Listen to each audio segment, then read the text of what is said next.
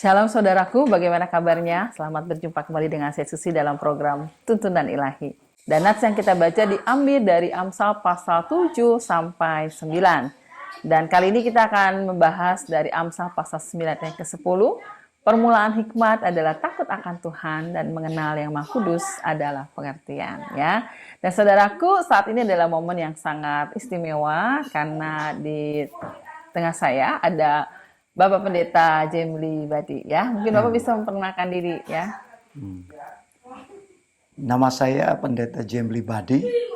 Saya melayani di Desa Teluk Kiri. Sudah berapa lama Pak di sini? Sudah 1 tahun. 1 tahun ya Pak, ya. Oke, luar biasa ya. Saudaraku, tadi kita sudah belajar bagaimana dikatakan bahwa permulaan hikmat adalah takut akan Tuhan, ya. Mungkin Bapak bisa cerita di tengah-tengah pelayanan Bapak yang ada saat ini, mungkin ada begitu banyak tantangan ya Pak. Gitu. Bagaimana mungkin Tuhan memberikan hikmat kepada Bapak, ya, sehingga Bapak bisa mengatasi setiap tantangan-tantangan yang ada dengan kemenangan. Bahkan Tuhan pakai Bapak ya untuk kemuliaannya di tempat ini, ya. Mungkin Bapak bisa cerita, ya. Ya. Begini, saya akan mau ceritakan kesaksian saya ini. Awalnya saya datang melayani di Teluk Kiri ini. Waktu itu saya mengambil komitmen dan keputusan kepada Tuhan bahwa sungguh-sungguh saya mau melayani Tuhan di Desa Teluk Kiri ini karena saya terbeban dan saya melihat jiwa-jiwa yang di Desa Teluk Kiri ini masih banyak yang terikat dengan kultisme atau banyak juga perdukunan-perdukunan di sini dan orang-orang yang terikat seperti itu. Jadi ketika saya hidup taat kepada Tuhan, hidup takut akan Tuhan, dan Tuhan memberikan hikmat dan pengertian kepada saya bagaimana saya mau menghadapi mereka, mengatasi semua masalah, menghadapi semua masalah tantangan yang ada di lapangan, sehingga saya dipertemukan oleh Tuhan semua orang-orang yang juga banyak yang bermasalah, baik masalah yang mereka yang terikat dengan kuasa kegelapan, saya doakan mereka dilepaskan, baik juga mereka yang bahkan ada yang saya ketemu dengan seorang bapak, dia mengalami sakit yang sangat parah. Yang bagian depan sampai di belakang itu sangat buruk atau luka yang sudah bernanah. Dia minta tolong sama saya. Pak minta tolong, Pak. No, saya tanya, kenapa Pak mau minta tolong? Ada apa Pak? Waduh, saya tahu Bapak itu punya ilmu tinggi. Punya ilmu tinggi. Katanya, kata siapa? Itu kata orang Teluk Kiri. Itu yang di dekat, yang di tempatnya Bapak itu. Jadi Bapak katanya bisa menyembuhkan. Jadi waktu itu saya katakan kepada orang yang mau didoakan itu, saya bilang, Bapak itu, mari kalau mau Bapak mau sembuh, mari kita sama-sama mau berdoa. Tetapi dengan satu persyaratan, atau keyakinan Bapak, kalau Bapak mau ikut dengan persyaratan itu dengan yang saya harus sampaikan kepada Bapak, kalau Bapak ingin mau terima Tuhan Yesus sebagai Tuhan dan Juru Selamat secara pribadi untuk Bapak, pasti yakin Bapak akan sembuh. Nah, setelah itu Bapak itu langsung meresponi, oh ya, saya mau syarat apapun yang Bapak mau inginkan kepada saya mau didoakan. Yang penting sembuh Pak, yang penting syarat apapun itu.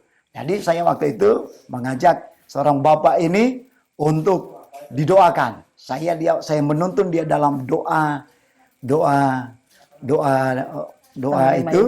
menerima Yesus secara pribadi, dan saya mendoakan dia supaya Yesus masuk dalam hatinya, bertakhta dalam hatinya, dan Bapak ini sungguh-sungguh saya yakinkan dengan imannya supaya dia benar-benar percaya Yesus.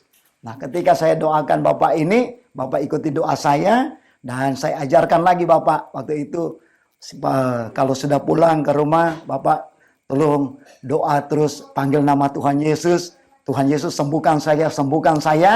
Dan setelah itu Bapak itu pulang dan dia lakukan. lakukan apa yang saya katakan, saya ajarkan doa itu, dan setelah itu beberapa hari kemudian, mungkin hampir 1 minggu kemudian, dia kembali datang di gereja, cari saya di gereja, datang cari saya di gereja, ketemulah kami, yang mengatakan, Pak, terima kasih banyak, Bapak sudah menyembuhkan saya. Saya katakan waktu itu, bukan saya yang menyembuhkan, tetapi Tuhan Yesus yang menyembuhkan, Tuhan Yesus yang luar biasa pada waktu itu. Dan Bapak itu memperlihatkan kepada saya, Pak, terima kasih, ini sudah hilang semua sakit saya. Sakit saya sudah hilang. Jadi Pak, saya menyampaikan terima kasih. Ya, saya katakan, ya tetap berdoa.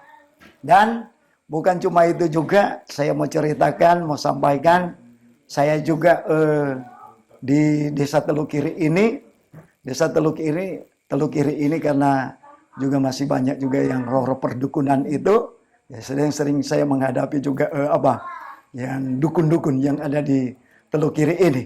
Teluk Kiri ini kadang bisa ada juga serangan-serangan balik, tetapi kita karena hidup takut akan Tuhan, Tuhan memberikan hikmat dan pengertian kepada saya. Tetap saya hidup di dalam doa dan puasa, mengandalkan Tuhan. Tuhan, saya menjadi pemenang, bahkan lebih dari pemenang. Tuhan lakukan mujizat sehingga mereka bisa dekat dengan saya mereka. Karena saya punya visi yang mengembangkan kepada saya untuk membuka gereja-gereja perintisan yang ada di pinggir sungai Kapuas ini. Jadi ada sudah beberapa tempat yang saya buka. Pertama saya melayani pertama, buka perintisan yang pertama di PT Gras itu yang di plasma divisi 3. Baru saya 3 bulan kemudian saya membuka lagi perintisan yang ada di Sungai Dusun. Sungai Dusun tidak jauh dari Desa Teluk Kiri. Tetapi itu tidak bisa dijangkau karena tidak bisa dijangkau dengan kendaraan jalan darat karena tidak ada jalan untuk jalan darat, jalan motor tidak bisa, hanya bisa dilalui dengan klotok lewat sungai. Jadi setelah itu dibuka mereka, setelah itu kami menjangkau terus. Pelayanan yang ada di Sungai Dusun itu mereka meresponi saya bersaksi, saya mengajarkan tentang firman Tuhan bagi mereka karena hikmat dan pengertian yang Tuhan berikan kepada saya ingin menyalurkan semua itu buat mereka. Akhirnya mereka sangat meresponi buat mereka bilang, Pak, kita lebih baik kita, Pak, kalau boleh Pak kita bangun gereja, kalau Bapak juga mau Bapak layani kami terus, dan mereka merespon sangat diberkati sekali dengan lewat pelayanan kami. Sehingga kami juga bersyukur karena juga sampai saat ini pergumulan saya boleh terjawab karena kami dengan wilayah 2 kami ini sangat membutuhkan kendaraan klotok untuk sungai karena untuk membuka perintisan baru. Jadi kami sudah dijawab oleh Tuhan doa kami melalui gereja SKM. Melalui gereja SKM kami tertolong, kami dari wilayah dan saya secara pribadi yang menjangkau perintisan baru.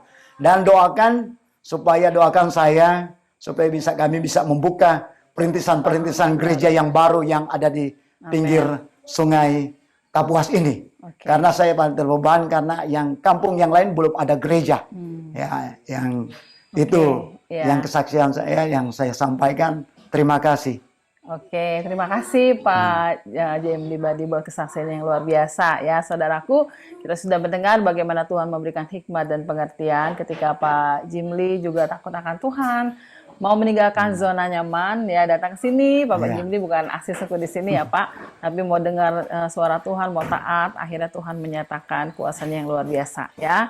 Dan kita percaya bahwa Tuhan juga akan memakai Bapak Jimli lebih lagi ya, dengan kuasa Tuhan yang dahsyat ya. Oke saudaraku ya, kita udah diberkati dengan kesaksian yang luar biasa ya.